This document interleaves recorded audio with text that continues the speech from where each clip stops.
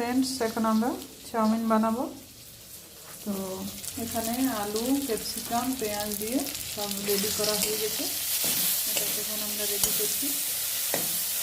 চাউমিনটা দেওয়া এখানে একটা সব রকম সস আছে, tomato sauce, chilli sauce, soya sauce আর কাশ্মীরি লঙ্কা গুঁড়ো দেওয়া আছে। নিয়ে একটা মিক্স বানালাম। এটা মিক্স বানিয়ে এটার মধ্যে এখন ঢেলে দিচ্ছি।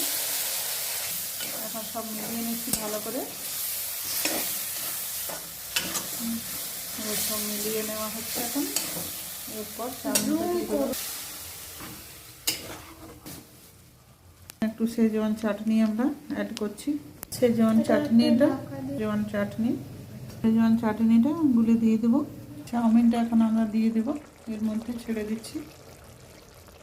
স্যুপ যেমন তৈরি হয়েছে এখন।